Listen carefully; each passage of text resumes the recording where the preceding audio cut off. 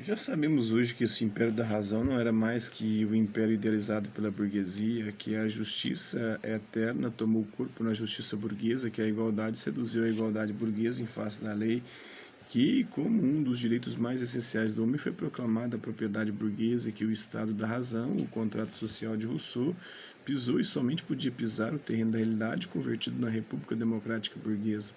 Os grandes pensadores do século XVIII, como todos os seus predecessores, não podiam romper as fronteiras que sua própria época lhes impunha. Mas, ao lado do antagonismo entre a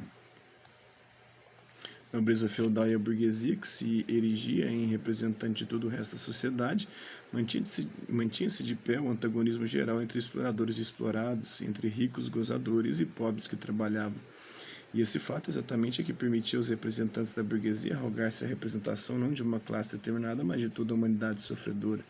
Mas ainda desde o momento mesmo em que nasceu, a burguesia conduzia em suas entranhas sua própria antítese, pois os capitalistas não podem existir sem os operários assalariados, e na mesma proporção em que os mestres de ofícios das corporações medievais se convertiam em burgueses modernos, os oficiais e os jornaleiros não agremiados transformavam-se em proletários.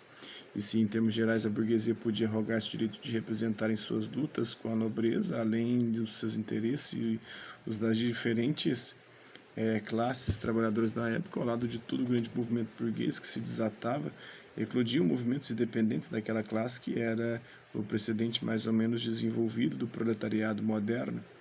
Tal foi na época da Reforma e das Guerras Camponesas na Alemanha.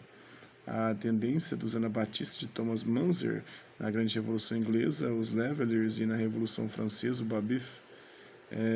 Essas sublevações revolucionárias de uma classe incipiente são acompanhadas, por sua vez, pelas correspondentes manifestações teóricas. Nos séculos XVI e XVII aparecem as descrições utópicas de um regime ideal da sociedade. No século XVIII, teorias já abertamente comunistas, como as de Morelli e Mably, a reivindicação da igualdade não se limitava aos direitos políticos, mas se estendia às condições sociais de vida de cada indivíduo. Já não se tratava de abolir os privilégios de classe, mas de destruir as próprias diferenças de classe. Um comunismo ascético, ao modo espartano, que renunciava a todos os gozos da vida. Tal foi a primeira forma de manifestação da nova teoria.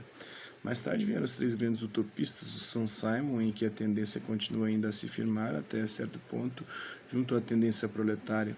Fourier e Owen, este último num país onde a produção capitalista estava mais desenvolvida e sob a impressão engendrada por ela, expondo em forma sistemática uma série de medidas orientadas no sentido de abolir as diferenças de classe em relação direta com o materialismo francês. Traço comum aos três é que não atuavam como representantes dos interesses do proletariado, que entretanto surgira como um produto histórico. Da mesma maneira que os enciclopedistas que não se propunham a transformar a realidade.